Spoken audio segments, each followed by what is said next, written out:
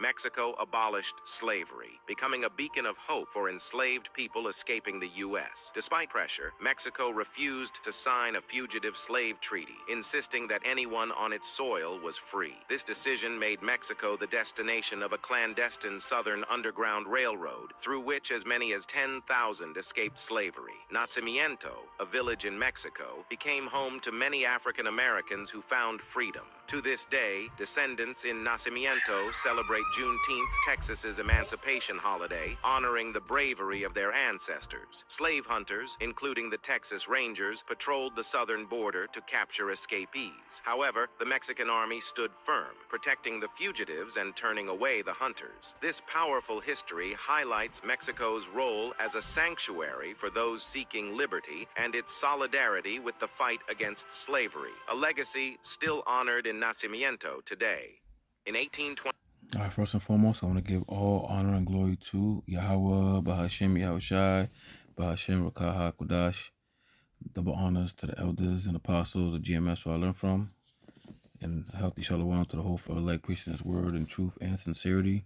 And to you ribs, to you sisters out there learning in silence and staying in order, I say to you all, shalom.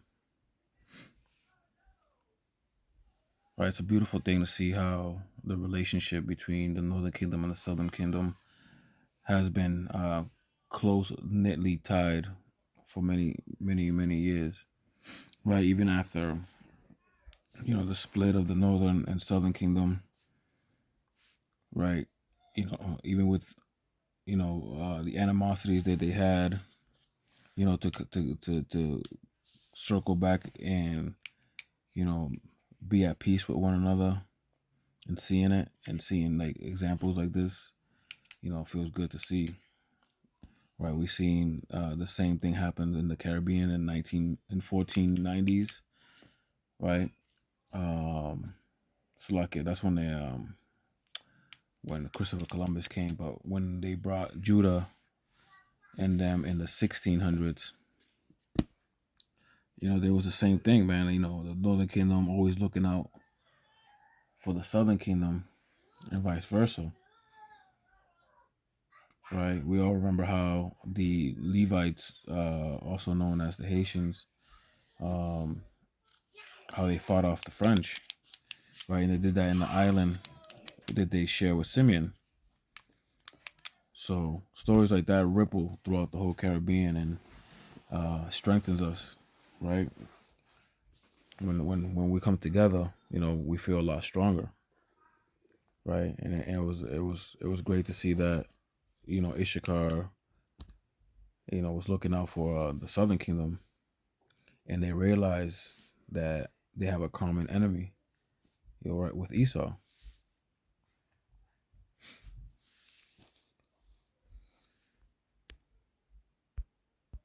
This is Jeremiah chapter 50 and verse 33. Thus said Yahweh, Bahashem Yahushai of hosts. And that word host means armies. The children of Israel and the children of Judah were oppressed together, and all that took them captives held them fast, and they refused to let them go. Right? And that's why you saw in the video how the Texas Rangers would try to cross the borders that weren't even theirs just to collect slaves, man. Like the caucasity, as they say. Right? Because this man thinks he owns everything. Right? Like it says in Obadiah, would he have left any grapes? If it was up to him, he'd have the whole world in captivity, which is he's trying to do now. Right? Under this MARK, everybody will belong to him. And he still has that spirit.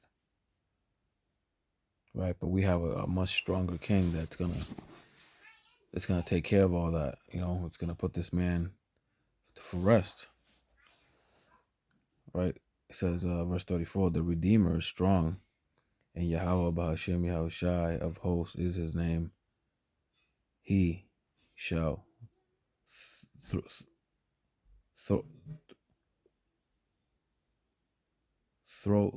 thoroughly plead their cause, and he may and he may give him rest to the land and disquiet the inhabitants of Babylon. Right? He's going to, take away the peace of Babylon, which is aka America, right? Because they got to pay for a lot of the atrocities that they did. Verse 35, a sword is upon the Chaldeans, said the Lord, and upon the inhabitants of Babylon, and upon her princes, and upon her wise men, right? So Babylon, or the daughter of Babylon, is here, aka America. And, although hand joined in hand, the wicked shall not be unpunished. So if you're still wrapped up in this philosophy and this way of life that it's not right according to the Lord, you're gonna be judged with them, right? Because if you live in foul, right, then you live in your life in sin, right? Because the punishment of sin is death, right? The wages of sin is death. So you'll be treated as a Gentile.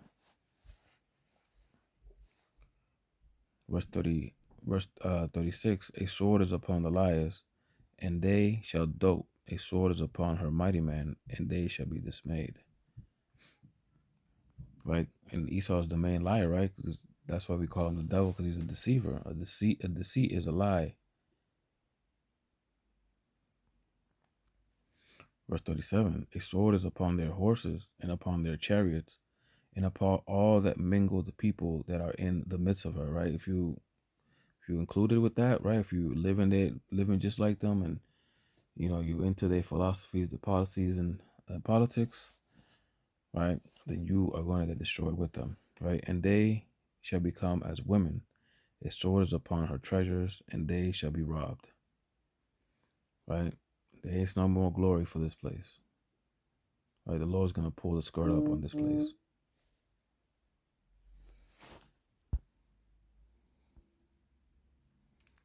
This is Isaiah chapter 14, verse 17. Let me start actually in, right. This is after Yahushai, dethrones Esau and exposes for the weak vessel that he is, man, the lesser man that he really is. It says, They that see thee shall narrowly look upon thee and consider thee, saying, Is this the man that made the earth to tremble, that did shake kingdoms, that made the world as a wilderness, and destroyed the cities thereof, that opened not the house of his prisoners? Right? In the time of slavery, where Judah was trying to flee to Mexico, the reason why they changed the system was because they basically wanted to enslave all people under a different rule, right? A corporation. So that would mean that they cannot hold slaves, so that everybody else will become a slave, right? That's how Esau works, right? He saw it more profitable to enslave the whole planet than it was to just have one group of people. Which you're not gonna get into that system where they turn into when the banking system took over the world. Well, this side of the world, they've been taking over the world for a while.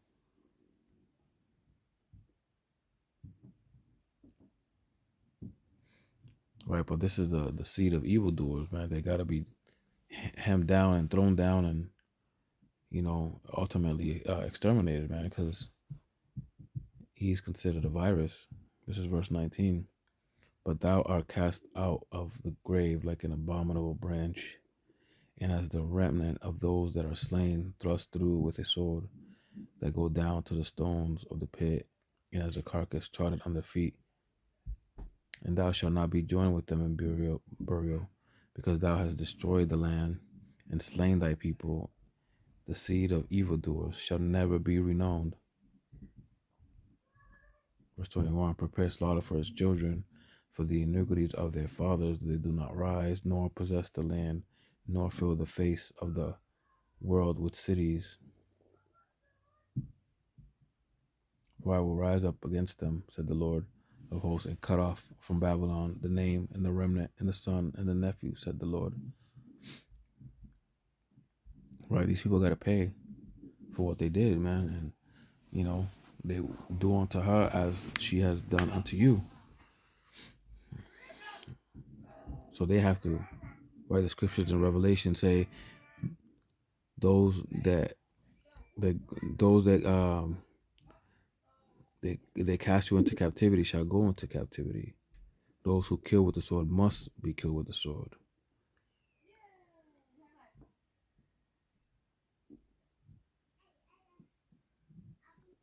Right, and this is the outcome for them, right? Because we have an all powerful God, man, that loves us and is not gonna forsake us. This is Isaiah 49 and verse 24. Shall the prey be taken from the mighty, or the lawful captive delivered? But thus said the Lord, even the captives of the mighty shall be taken away, and the prey of the terrible shall be delivered. Right, that's Israel, the prey. Right, they're being preyed upon by terrible people. Right, for I will contend with them that contendeth with thee, and I will save thy children. Right, that word contend means fight. Right, because they have a perpetual hatred for us, so they continuously are at odds. Verse 26, and I will feed them that oppress thee with their own flesh, and they shall be drunken with their own blood, as with sweet wine, and all flesh shall know that I am the Lord. I am the Savior, and I the Redeemer, and the Mighty One of Jacob. Call hello, Yahweh Ba'ashim Yahushai. I pray this lesson was edifying. I want to give all honor and glory to Yahweh Ba'ashim Yahushai, Ba'ashim Rakaha Kodash. Double honors to the elders and apostles of GMS who I learned from, and a healthy shalom through a full leg, preaching his word in truth and sincerity. I say to you all, shalom.